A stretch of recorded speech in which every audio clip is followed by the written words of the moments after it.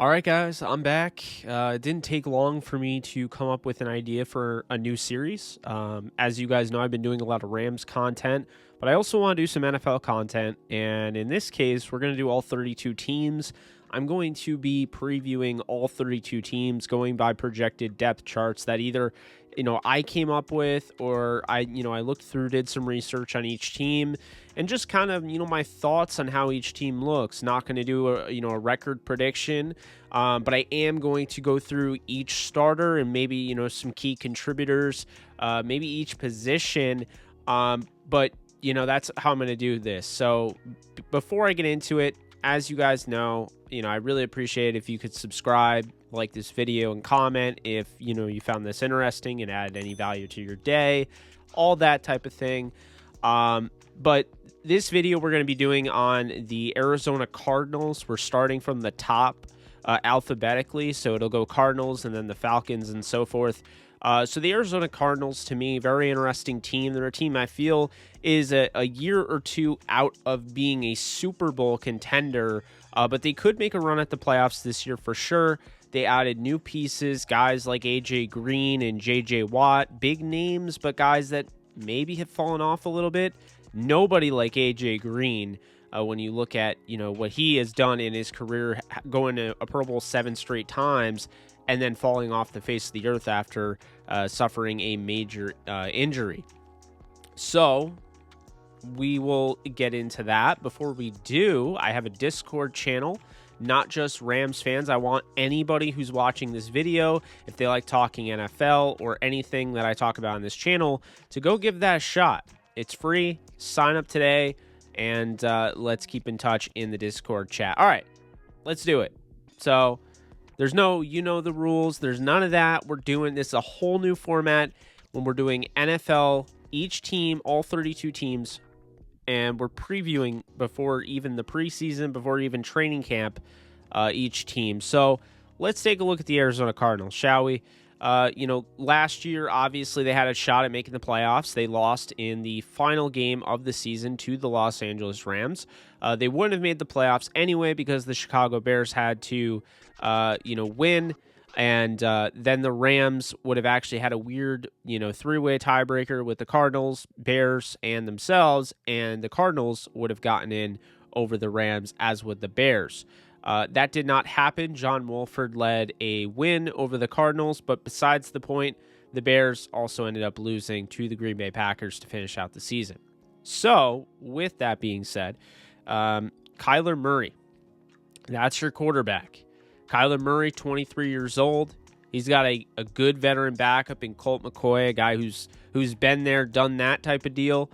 Kyler Murray has 7,693 passing yards for his career, a 65.8 completion percentage, 46 touchdowns to 24 interceptions, and a 90.9 passer rating. Obviously, this is somebody that is a dual threat quarterback, and he improved his rushing stats, going up nearly 500 rushing yards the next season. He has a career total of 1,363 rushing yards, which is 6 yards per carry, and 15 rushing touchdowns. So he's going to be quarterbacking this team. I expect Kyler Murray to just continue to take the steps needed to succeed in this league. He's got a really good coach in Cliff Kingsbury. I know people are hating on him now, but Kingsbury knows what he's doing. He's a great offensive mind. Don't look at the win-loss record from college. And I think Kyler Murray's in good hands at 23 years old here. There's a chance he could be a dark horse MVP candidate with that dual threat ability, getting better each year, and now adding all these weapons. There's a good chance that Kyler Murray is going to be in it until the end as far as the MVP discussion goes. But moving on, the running backs here, very interesting here. You have Chase Edmonds, who's 25 years old. They drafted out of Fordham in the 4th round in the 2018 draft. And then you have running back James Conner, a guy that the Steelers drafted in the 3rd round of the 2017 draft out of Pitt. He's dealt with everything. He fought off cancer, and he came back, had a broken leg, and was able to start 33 games and has had a pretty good NFL career, just speaking on the fact that, he had cancer. He was a Pro Bowler in 2018, just missed 1,000 yards, but it hasn't been smooth sailing since. He's had injury issues, and so forth. And then Eno Benjamin, a 22-year-old out of Arizona State, they drafted in the 7th round of 2020, is a name to watch out for. But what I'm looking here is that Chase Edmonds is, to me, my projected starter at the running back position. I know they signed James Conner in the offseason. I think he will add some stability to the running back position, albeit as long as he stays healthy. But Chase Edmonds, I think you saw a little bit of everything through the years, obviously, with a guy like, David Johnson going down with injury. Last year, they started to get him involved. I believe he had a game in which he had 4 touchdowns in.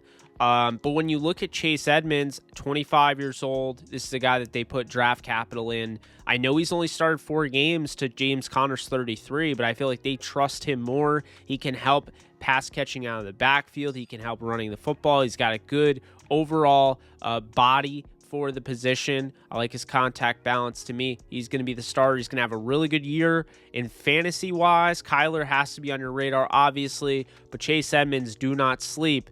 I think he's going to get the bulk of the carries. Moving on, the wide receivers.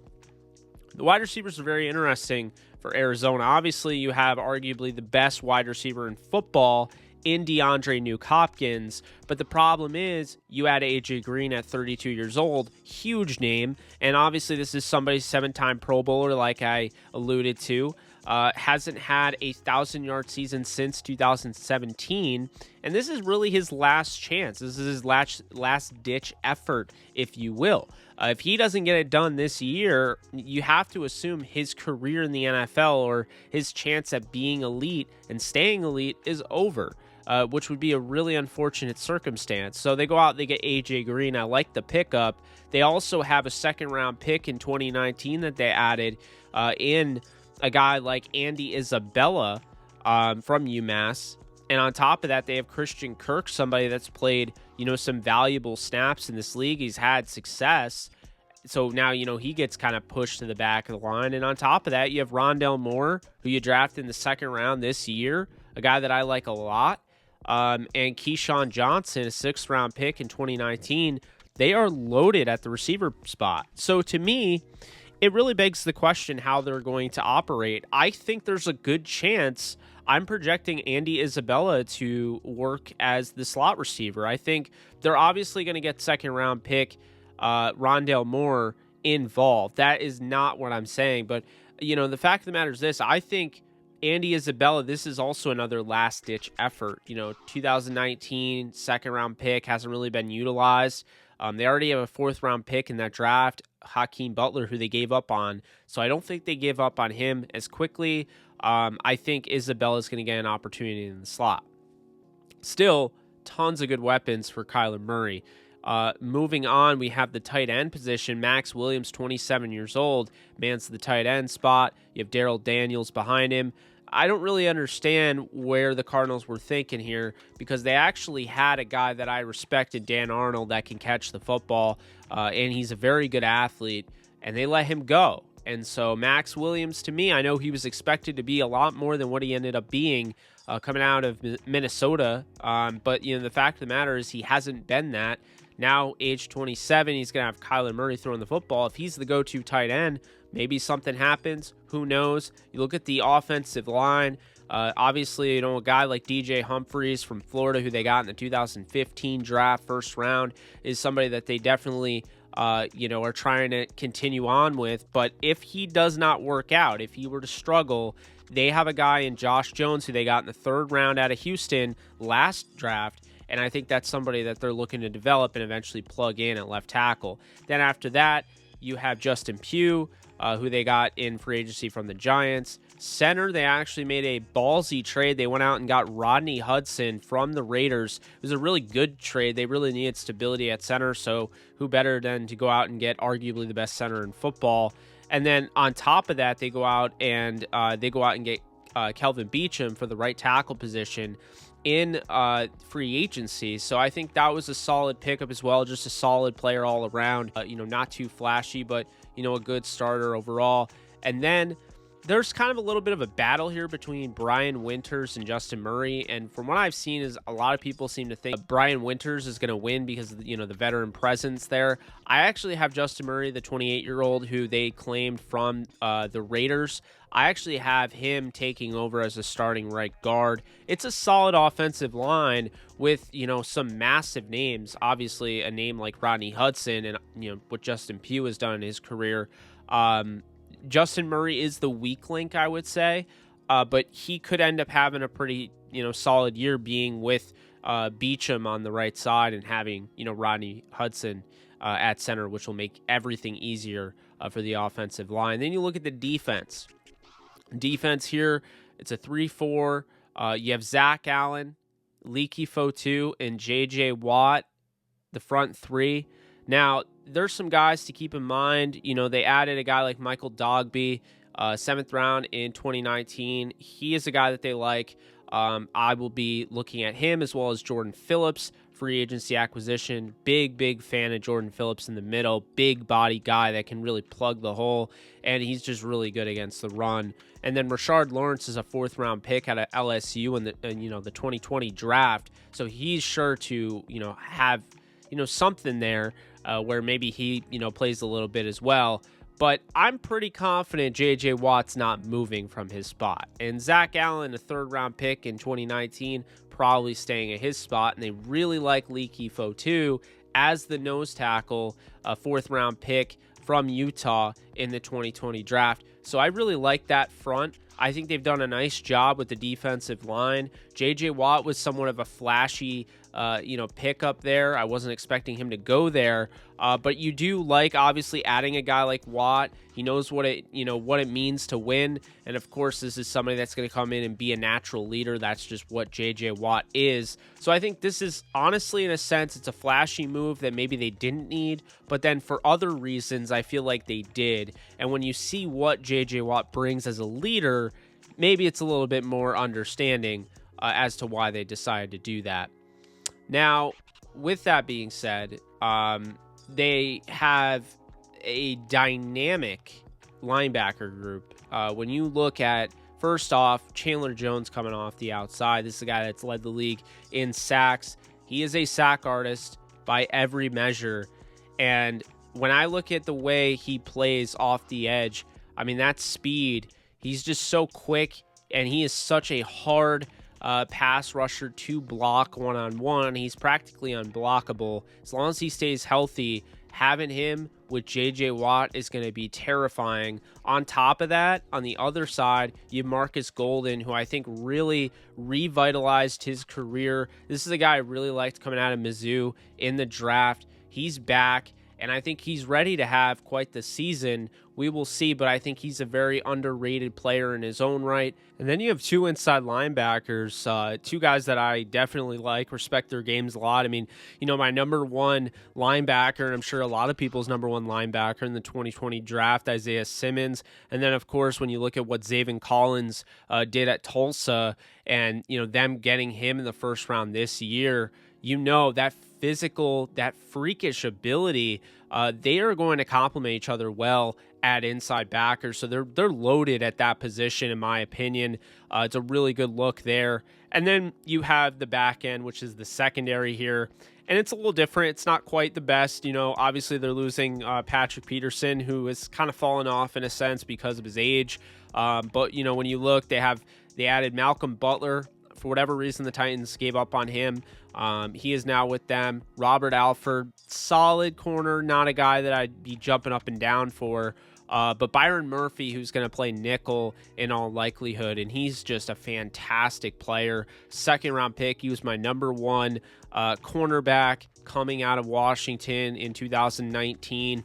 Just love his game, and I definitely like their secondary, having him. I don't love it, but I do like some of the pieces. You have Budda Baker, who's turned into a superstar, at the free safety spot. And then strong safety, it's a little bit of a mystery. I think they're likely going to play Jalen Thompson, a guy they got in the 2019 supplemental draft in the 5th round. He missed 11 games last year. He started 13. He was the starter, and then Deontay Thompson took over, who was a 5th rounder from Alabama, who honestly I think they were higher on to begin with, and then Jalen Thompson kind of shot ahead of him. I expect the same. So I'm projecting Jalen Thompson to take over at the strong safety spot yet again. But I won't be surprised if you do see, Deontay Thompson, them trying to force their hand on the big name. With that said, though, that is the Arizona Cardinals. Andy Lee's their punter. Matt Prater's their kicker. I don't focus too much on the special teams aspect of things, but, I mean, Andy Lee's a great punter, and Matt Prater's a great kicker, so that's definitely not a bad thing.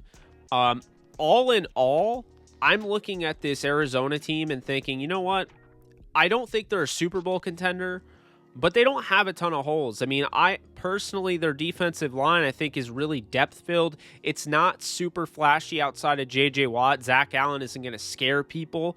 But Leaky Fotu is a very intriguing player that can, be a gap eater and can really change the complexion of a game, can change the complexion of a running game, going against them. And then when you look at what Zaven Collins is going to add, coming out of this draft, they added Tay Gowan as well as James Wiggins, who is my 2nd overall safety in the back end of the secondary. Marco Wilson, who tested out of this world in the 4th round of this draft. And of course, going out and getting Victor Dimukeji.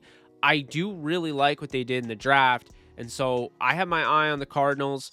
The way I see it, they're probably looking at 3rd place in this division. I think Seattle, and Arizona are going to be battling 3rd and 4th place. It's the toughest division in football. We've kind of established that. But Arizona has a shot in a year or two to be contending for a Super Bowl. This year, focus on playoffs, focus getting there. You came close last year. You got to make sure that you can beat the Rams. They were swept last year by the Rams. Cliff Kingsbury hasn't been able to beat Sean McVay, so obviously we're going to need to see that first and foremost. If you want to take down the NFC West, if you want to be that team, you want to represent them in the playoffs, you want to represent the NFC in the playoffs, and in the Super Bowl, you're going to have to take down the big dogs like the Rams, like the Niners, like the Seahawks. And I do think Arizona can steal a game from all 3 of those teams, but we will see. That's going to do it for me. This is the Arizona Cardinals preview of their 2021 season going in. Just talking about the starters. And this is for you guys that fast forward. I know I see some of you. Anybody that fast forward, basically I talked about the starters and some key contributors there. Definitely keep an eye out on Rondale Moore. He's great. He's very, very, very strong. I know he measured in at 5'7". I think that's ultimately why he fell in the draft. But when you look at what Rondale Moore can do, what he did do, and, the fact, this is a guy that can, squat 600 pounds. He's got amazing contact balance. He might be a short guy. He's not a small guy. He's a big guy. He's got a lot of, meat on his bones, so to speak. So that's somebody, if they want to get him involved, if AJ Green doesn't work out, if Andy Isabella doesn't work out, maybe they'll be kind of hoping that they don't, in a sense, just to see Rondale Moore sooner than later. He is going to be a true lethal weapon in this offense for the next few years and, so forth. But Kyler Murray, this is a chance. He could potentially win the MVP. Keep an eye on him. That's going to do it for me. Hope you guys enjoyed this video. I will be back next time with a video talking about the Atlanta Falcons 2021 team. Later, guys.